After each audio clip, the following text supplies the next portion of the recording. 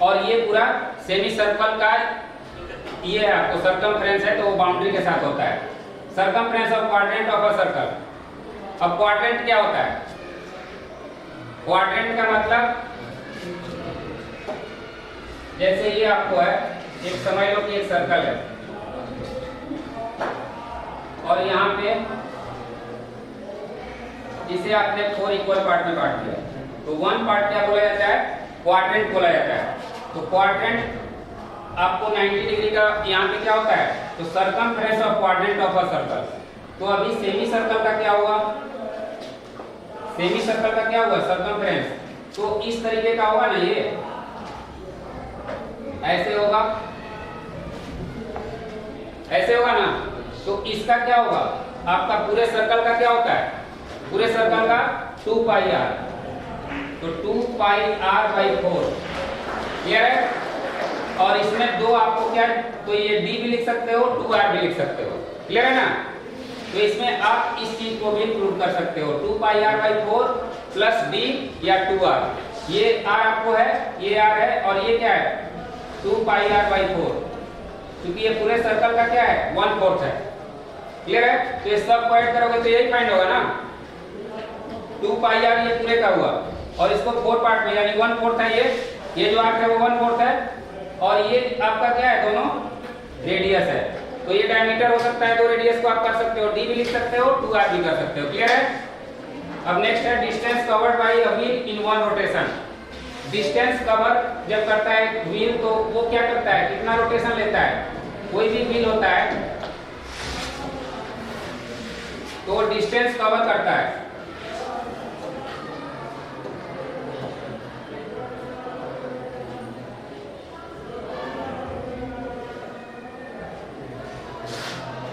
तो इसमें 1 रोटेशन में वो डिस्टेंस जो भी, तो 1 रोटेशन यानी एक चक्कर वो चलेगा, यानी 1 राउंड वो क्या करेगा?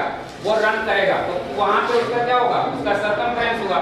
तो distance covered by a wheel in one rotation, तो सर्कमफ्रेंस ऑफ व्हील, यही होगा ना। तो ये मैं क्यों बता रहा हूँ? क्योंकि आपके क्वेश्चन में दिया हुआ है। ठीक है? रोटेशन आएगा कि 1 रोटेशन में, तो उसका सर्कमफ्रेंस निकाल लेना है। क्लियर है? तो इसको क्या लिखोगे आप लोग?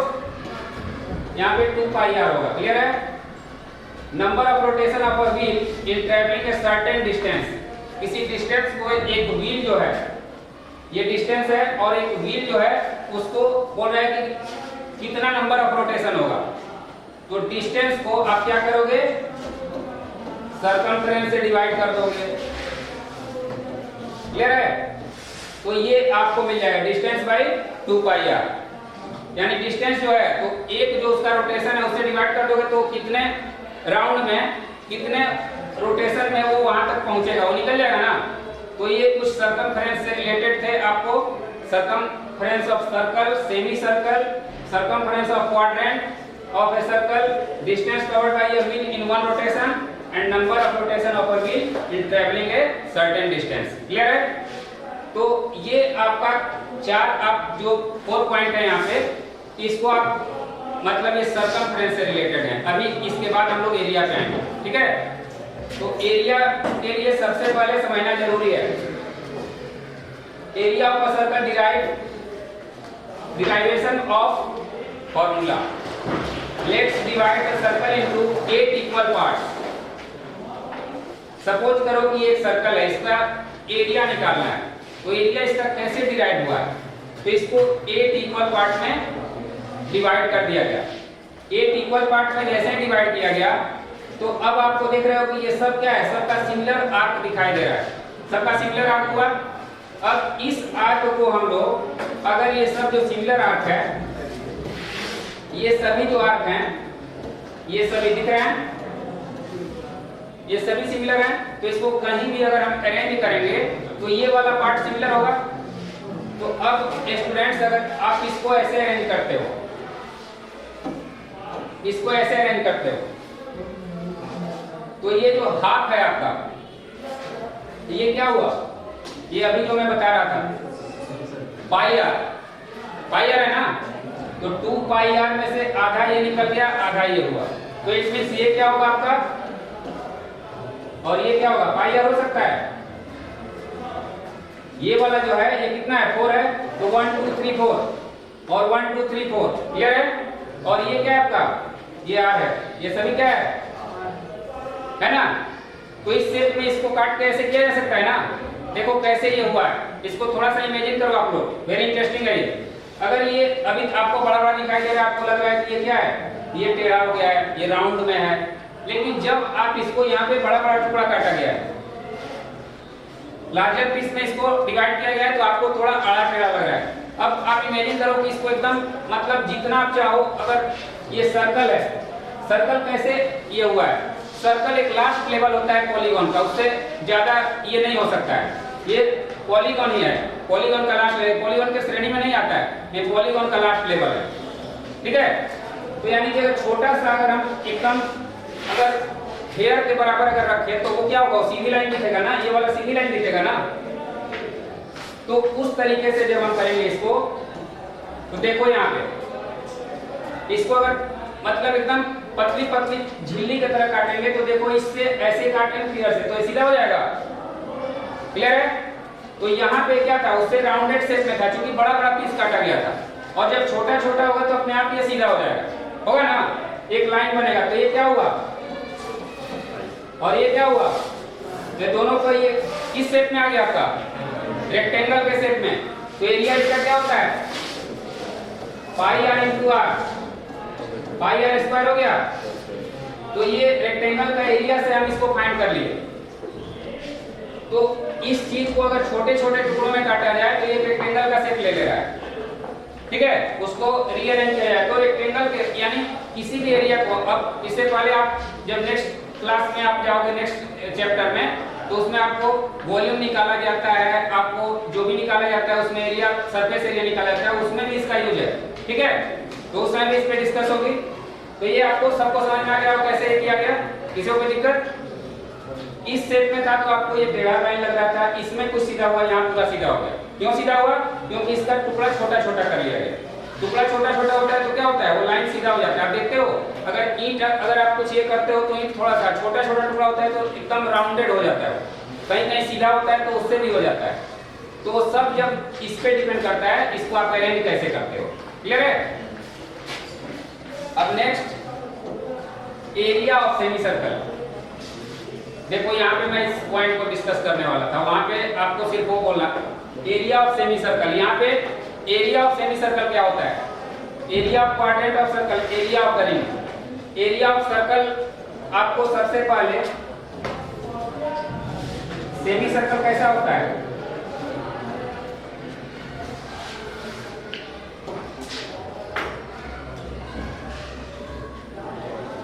अब अभी हमने क्या एरिया ऑफ सर्कल फाइंड कर लिया, पाई आर स्क्वायर, क्लियर है। तो उसका जो हाफ पार्ट है, आपको जो ये हाफ पार्ट दिख रहा है, इट मींस ये वाला, ये क्या होगा, ये सेमी सर्कल है, क्लियर है। ये सेमी सर्कुलर पार्ट है आपका। तो ये ऑटोमेटिक क्या बनेगा, ये उसका आधा होगा ना, ये आधा हो जाएगा। अब जब इसका आप बाउंड्री निकालोगे, सॉरी,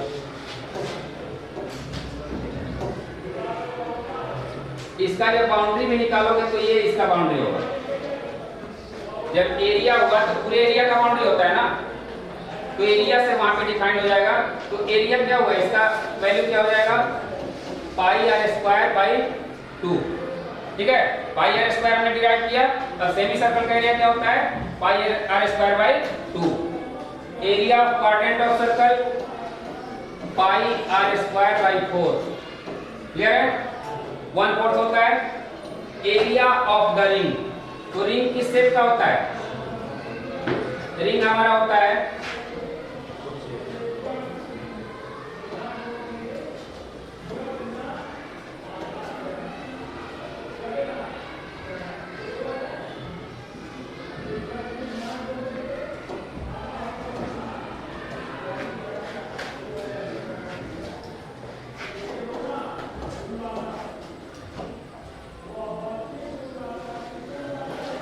इस शेप का होता है ना।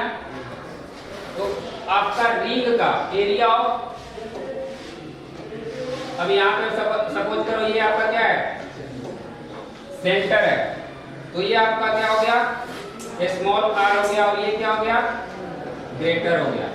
तब एरिया क्या निकालते हैं हम, बड़े वाले रिंग का एरिया क्या होगा, पाई आर स्क्वायर, बड़े वाले सर्कल का, और बड़ा यहाँ पे लिखा जाएगा r, और ये क्या होगा, पाई आर स्क्वायर।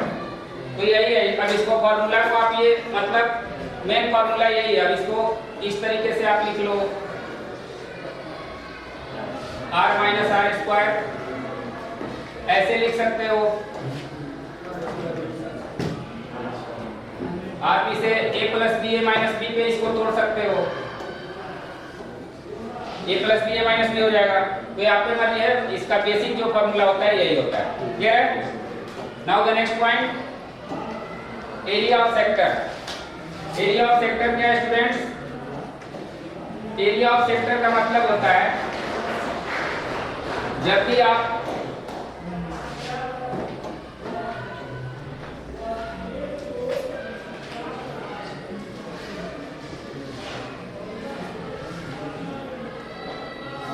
सपोज करो ये एक सेक्टर है, ये वाला,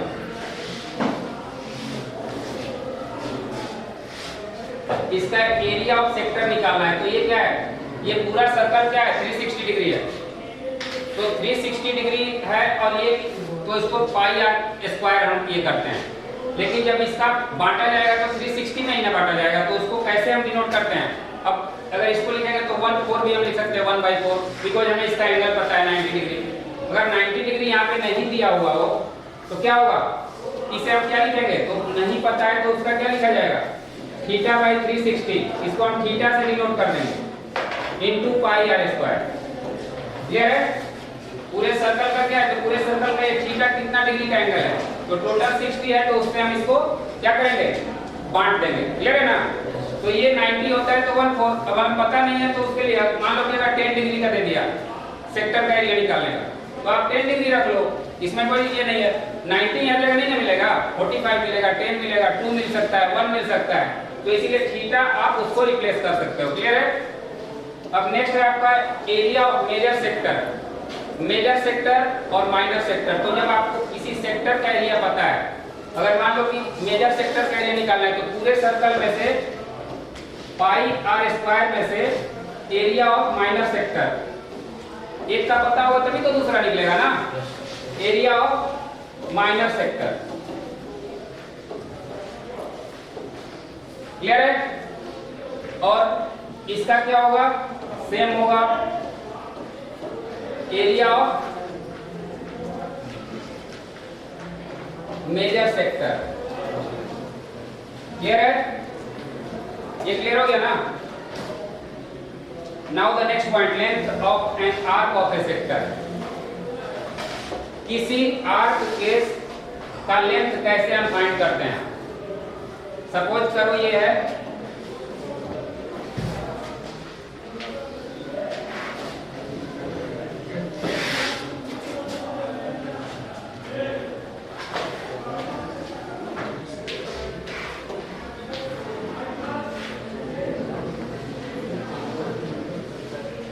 ये आर्क है, यही आर्क बोला जाता है ना, length of an arc of a sector.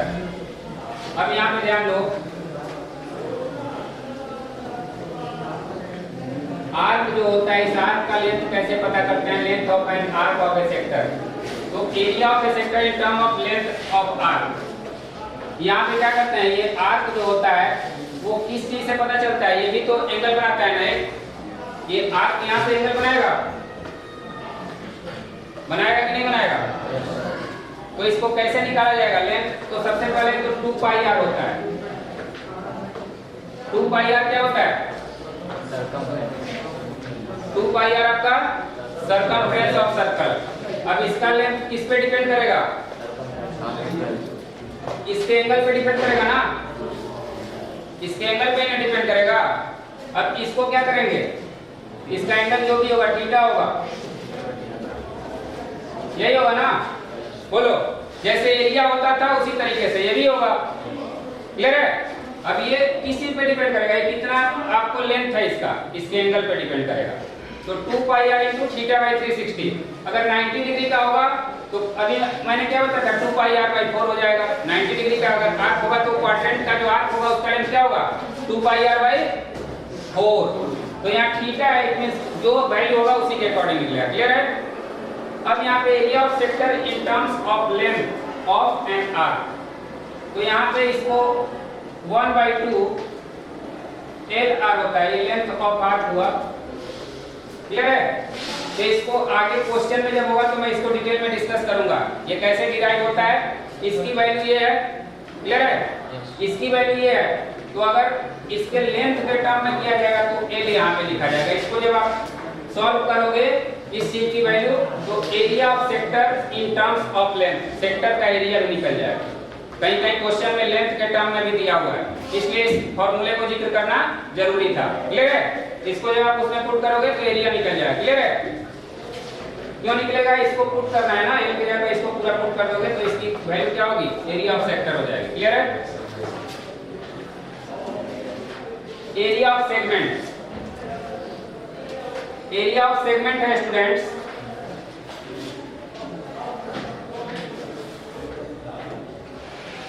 तो स्टूडेंट्स टाइम की कमी के चलते हम लोग इस टॉपिक को यहीं पे रोकते हैं, फिर नेक्स्ट टॉपिक में हम लोगों का इस पे डिस्कस होगा। तो इसमें जो कुछ भी आपको मैं आज एक्सप्लेन किया हूँ आप लोग अच्छे से समझे होंगे। ये जो इंपॉर्टेंट फॉर्मूले थे, यहाँ पे थोड़ा सा कंफ्यूजन हुआ था कि 2 पाई आर होता है, तो 2 पाई आर सिर्फ उसके टुकड़े का होता है 2 पाई आर बाई 2, और अगर पूरा ये करोगे तो वहाँ पे डी, क्योंकि जो मिलीमीटर होता है वो क्या होता है पूरा घेरे को बोलते हैं। ठीक है? तो ये बाकी यहाँ पे व्हील के बारे में आपको समझिए अच्छे से, तो ये सब है, इसमें आप लोगों को सब समझ में आया होगा। ये तो स्टूडेंट्स जो आगे हमारा कुछ फॉर्मूले बच गया उसको नेक्स्ट टॉपिक में इंक्लूड करेंगे। So that's all students, have a nice day, thank you.